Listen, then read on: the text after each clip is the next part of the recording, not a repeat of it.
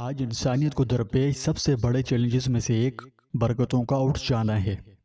یعنی ایک انسان چاہے کتنا بھی کما لے مگر اس میں برکت ہی نہیں ہے۔ دولت اور مادی اثاثے جمع کرنے اور کافی کمانے کے باوجود بہت سے لوگوں کو غیر یقینی صورتحال کا سامنا کرنا پڑتا ہے۔ یعنی ضروریات ہیں کہ پوری ہی نہیں ہو رہی۔ اب انسان ہے کہ جو اچھی خاصی رقم کما رہا ہے لیکن اس کے باوجود اس کے خرچات بھی پورے نہیں ہوتے۔ تو میں آپ سے پوچھنا چاہتا ہوں کہ آپ نے کبھی اس کے پیچھے کی وجہ کے بارے میں سوچا ہے؟ اگر آسان الفاظ میں کہوں تو ہماری کمائی میں برکت نہیں ہے۔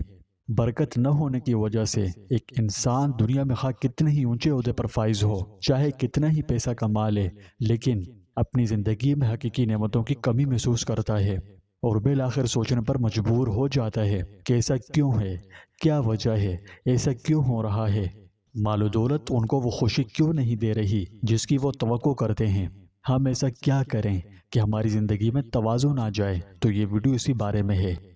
آج میں سنگین مسئلے کے پیچھے اسلامی نقطہ نظر سے قرآن و حدیث کی روشنی میں کچھ اہم وجوہات بتاؤں گا اور ان سے نجات حاصل کرنے کے لیے چند اہم نکات بھی شیئر کروں گا۔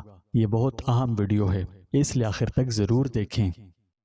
کیا آپ نے کبھی ایسا محسوس کیا ہے کہ آپ جتنا بھی کما لیں لیکن یہ پورا ہی نہیں ہوتا؟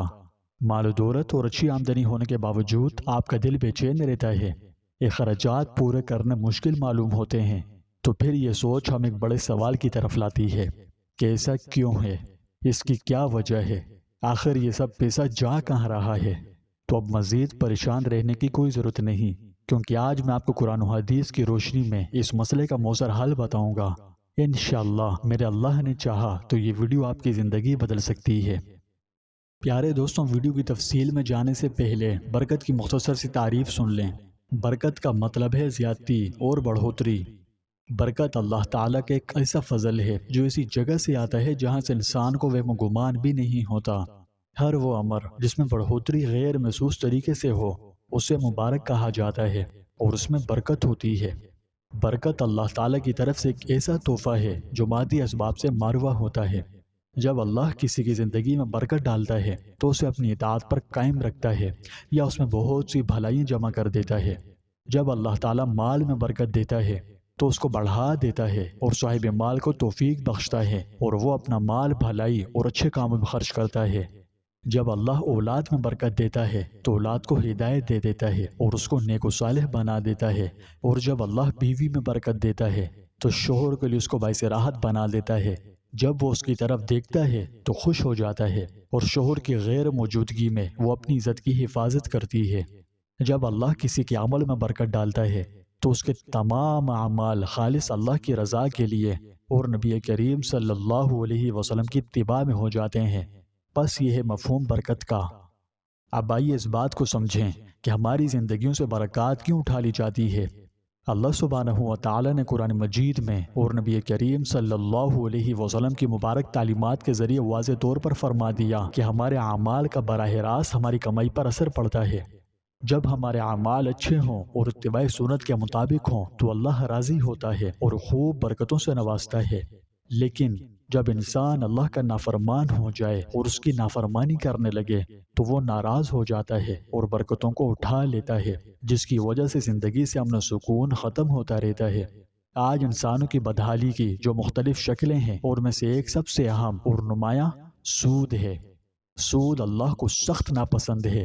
اللہ نے سورہ آل عمران آیت نمبر 130 میں فرمایا، جس کا مفہوم ہے، اے ایمان والوں، سود مت کھاؤ، یعنی مت لو اصل سے کہیں حصے زیادہ کر کے، اور اللہ سے ڈرو تاکہ تمہیں فلاح حاصل ہو۔ شریعت مطہرہ نے نہ صرف سود کو قطعی حرام قرار دیا ہے بلکہ اسے اللہ اور اس کے رسول کے ساتھ جنگ کرنے کے مترادف قرار دیا۔ جنگ قرار دینے کے ساتھ مختلف وعیدوں کو بھی ذکر کیا، جیسے کہ قرآن مجید میں ہے کہ جو لوگ سود کھاتے ہیں وہ بروز قیامت قبروں سے اس طرح حواس باختہ اٹھیں گے جیسے کسی کو جن نے لپیٹ کر دیوانہ بنا دیا ہو۔ یہ اس لیے کہ وہ کہتے ہیں کہ سودا بیچنا بھی تو نفع کے لحاظ سے ویسا ہی ہے جیسے سود لینا، حالانکہ اللہ نے سودے کو حلال کیا ہے اور سود کو حرام قرار دیا ہے۔ تو جس شخص کے پاس خدا کی نصیحت پہنچی اور وہ سود لینے سے باز آ گیا تو جو پہلے ہو چکا وہ اس کا اور اس کی باطنی کیفیت کا معاملہ اللہ کے حوالے ہے، اور جس شخص نے لوٹ کر پھر وہی کام کیا تو اسے لوگ دوزخی ہیں، وہ ہمیشہ اسی میں رہیں گے۔ پیارے دوستوں، سود کی وجہ سے اگرچہ بظاہر مال میں اضافہ ہوتا ہے، لیکن در حقیقت وہ مال میں نقصان، بے برکتی اور ناگہانی آفات کا باعث بنتا ہے، جیسے کہ قرآن مجید میں ہے کہ اللہ تعالیٰ سود کو مٹاتے ہیں اور صدقات کو بڑھاتے ہیں۔ تو جب ہم ایسے کاموں میں مشغول ہوتے ہیں جو اللہ کے نزدیک ناپسندیدہ ہیں، جیسے کہ حرام ذرائع سے کمانا، سود کا لین دین کرنا یا نماز اور زکوٰۃ جیسے اپنے فرائض کو نظر انداز کر دینا، تو اس کا اثر براہ راست ہمارے مال کی برکت پر پڑتا ہے۔ انہی باطنی نقصانات اور مختلف معاشی تباہ کاریوں پر مشتمل ہونے کی وجہ سے اللہ تعالیٰ نے سود سے بچنے کا حکم دیا ہے۔ لہٰذا اگر آپ اپنی زندگی میں برکت چاہتے ہیں تو سودی معاملات سے بچیں۔ سود بہت بڑا جرم ہے، لہٰذا اللہ کی نافرمانی خواہ وہ جان بوجھ کر ہو یا غیر ارادی طور پر اس نعمت کے منبع کو منقطع کر سکتی ہے۔ برکت کی کمی کی اگلی وجہ سورہ ابراہیم کی آیت نمبر 7 میں ہے۔ اللہ فرماتا ہے، اگر تم شکر کرو گے تو میں تم پر ضرور اضافہ کروں گا۔ اس سے معلوم ہوا کہ شکر گزاری برکت کا ذریعہ ہے۔ اگر ہم اللہ کی نعمتوں پر اس کا شکر ادا کریں تو اللہ ہم پر اپنی مزید برکات نازل فرماتا ہے۔ آئیے اسے ایک مثال سے سمجھتے ہیں۔ مان لیجئے آپ نے کسی کو کوئی گفٹ دیا اور اس نے اس پر خوشی کا اظہار یا آپ کا شکریہ ادا نہیں کیا، تو نیکسٹ ٹائم آپ کے دینے کا کتنا امکان ہوگا؟ سوچئے۔ تو یہاں بھی یہی چیز لاگو ہوتی ہے۔ شکر گزاری برکتوں کے دروازوں کو کھولنے کی کلید ہے۔ جب ہم اللہ کے شکر گزار بن کر رہیں، خوشی کا اظہار کریں، تو وہ ہمیں مزید نعمتوں سے نوازتا ہے، یعنی مزید برکات، مزید تحفوں سے نوازتا ہے اور برکتوں کے لامتناہی دروازے ہم پر کھول دیتا ہے۔ تو آئیے شکر گزاری کو عادت بنا لیں اور ابھی سے شروع کریں، چھوٹی ہو یا بڑی، ہر چیز کے لیے الحمدللہ کہیں اور دیکھیں کہ آپ کی زندگی کیسے بدلنا شروع ہوتی ہے۔